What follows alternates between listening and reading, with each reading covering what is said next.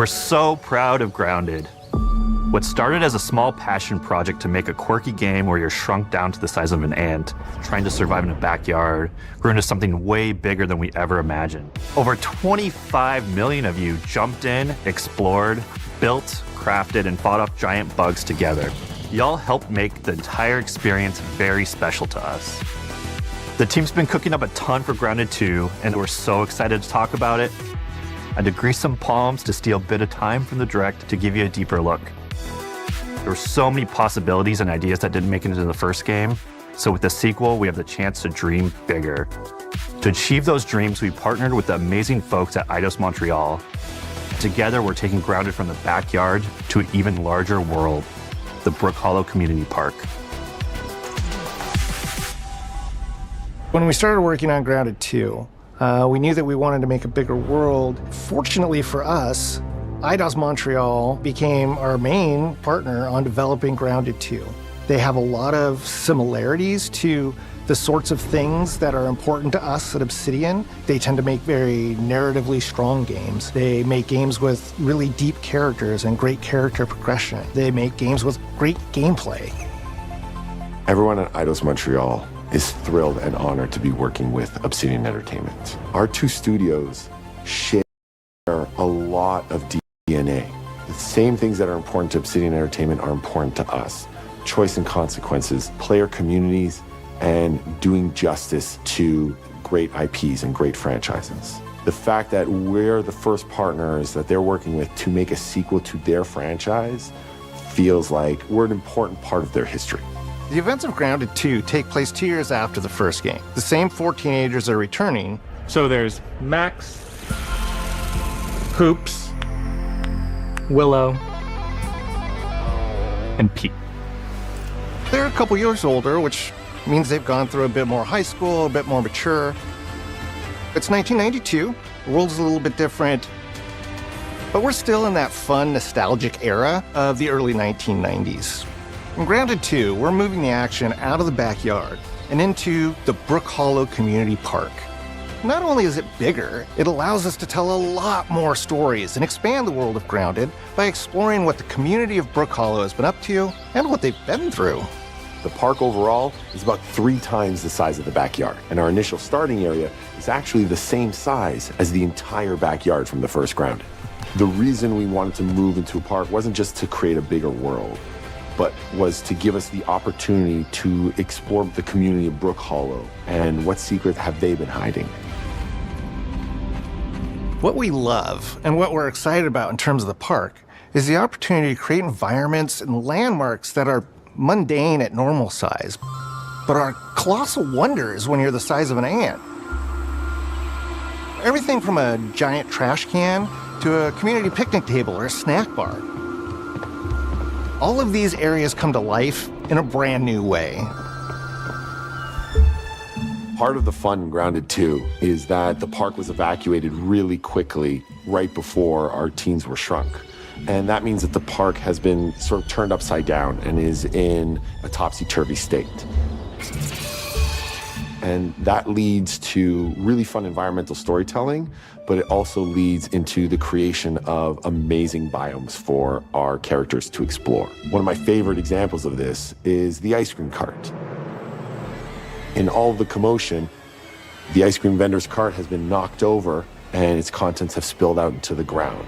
And what this means for our young adventurers is that they'll be able to explore this frozen cave of interesting challenges and colorful Lovecraftian horror.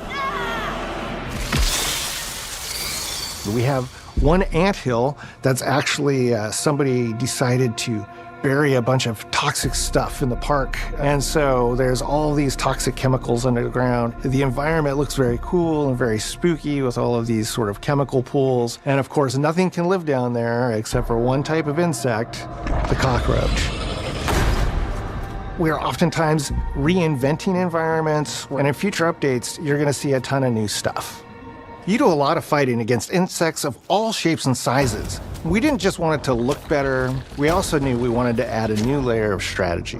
The changes that we've made aren't limited to tuning animations or adjusting attack or defense numbers or making characters or insects move faster or slower. But we did all that too, but there's also an entire sort of rock, paper, scissors strategy involving light attacks, heavy attacks, and blocking. We've also added dashing as a new way to both get out of danger quickly or jump in for a quick attack. And almost all the insects in the game will have these abilities now too. Sort of like a chess match, but one that's super frenetic, looks super cool, and is ultimately just a ton of fun. We're leaning into clear play styles for tanky warriors, low defense, high damage rogues, effect-wielding mages, and ranged hunters. In the first Grounded, we have mutations, and there were weapons and armors that favored different playstyles. In Grounded 2, not only will there be passive mutations, but there will also be active mutations. And a lot of those mutations support these archetypes. My favorite way to play pretty much any game is chasing after those game-breaking builds. And that's why I'm so excited for what we're doing with archetypes in Grounded 2. I'm all in on the rogue. Now, you can even dual-wield daggers. I've been dialing in this glass cannon build that stacks ambush, assassin, and cardiofan mutations with the wolfbane daggers and the wolf spider armor. It lets me open up combat with massive backstab damage that also inflicts venom. Then, I can use the extra stamina to reposition and try to dodge, rinse, and repeat. It's high risk, high reward, and absolute chaos in all the best way. I'm looking forward to seeing what wild combos the community comes up with and what they inevitably break once they get their hands on the archetype system. It's going to be awesome watching it evolve with player feedback and watching us try to keep up with all of your game-breaking builds. One of the great things about Grounded is the variety of players it attracts, from builders to crafters and everything in between. If you've ever watched me on Casually Grounded livestream, you'd know that I'm neither. I am a murderer of insects. Personally, I prefer the term harvester. I love going out, hitting things, and bringing the materials like insect body parts back to my friends to use. This way, we keep progressing and playing together. We're also trying to make sure that armor and equipment are easily understood by the player, especially when they're playing co-op with their friends. It was really, really important for us to deliver on all of that for the bigger space and experience, because that was the only way we could truly support the feature the community has been asking for since the very first Grounded release. Mounts. Our mounts, we call them buggies, have an entire suite of moves and have their own special abilities and attacks. We really wanted the buggies to be an extension of the player in every way possible. And that meant making sure that buggies had unique and valuable abilities across all the core pillars of Grounded. So that doesn't just mean exploration and travel. That has gameplay implications for combat, crafting, and building as well. Just like how we wanted to expand on player playstyles throughout the game, we're going to make sure that every buggy that we add has its own personality. The Red Ant Soldier can enlist up to 2 Red Ant workers to follow you around and help you out. If you get into combat and you don't want to fight while you're saddled on your buggy, you can jump off and they'll fight right alongside you and provide support. The Orb Weaver buggies are a little less useful when it comes to general utility, like building a base or harvesting, but they're awesome when it comes to combat. Sure, their defenses aren't super strong, but they're heavy hitters. They're also super fast, and they have some great special abilities, like a scream that allows them to stun lesser-powered insects, and the ability to shoot webs and entangle other creatures. So the Orb Weavers won't be your base-building buggy. You should use the Red Ant Soldier for that.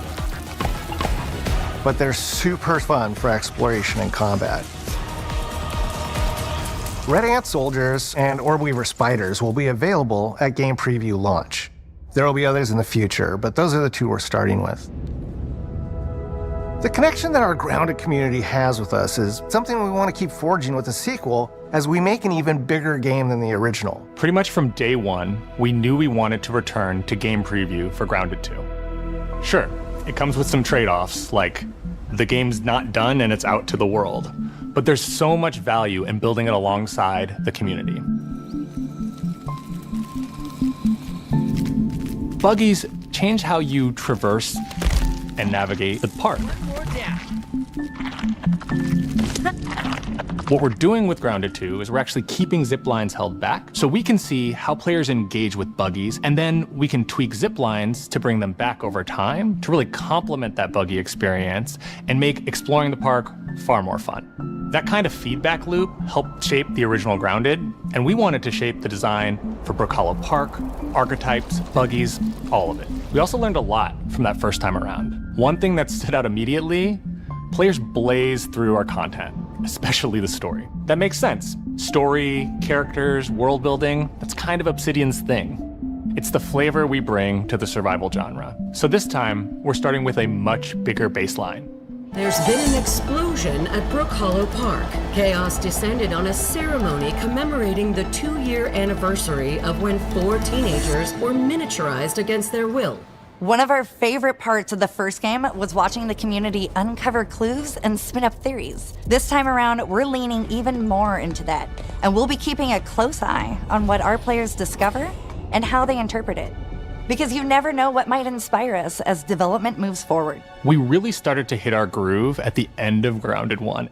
We found that being open about what we were planning and then following through was key to building trust with the community. As a small team, we had to experiment with update pacing and scope, and what we found resonated the most with all of you were bigger, beefier updates, even if it took us a little longer to land. So that's the plan. Larger, more complete updates spaced out just enough so we can take your feedback seriously and make every drop count. You can expect in our big updates, new buggies, new biomes, new building pieces, all the good stuff. And we're launching with a public roadmap so everyone knows what to be excited about in the future. All of us at Obsidian Entertainment and IDOS Montreal are super excited about how close we are to letting all of you players get shrunk a second time and explore the all-new park on buggies in Grounded 2. If you're a returning Grounded player, we're really looking forward to you experiencing all the improvements. If this is your first time getting tiny, then all I can tell you is that a world with an entirely new perspective and an entirely new feel awaits you in Brook Hollow Park. It's time to ride together and survive together.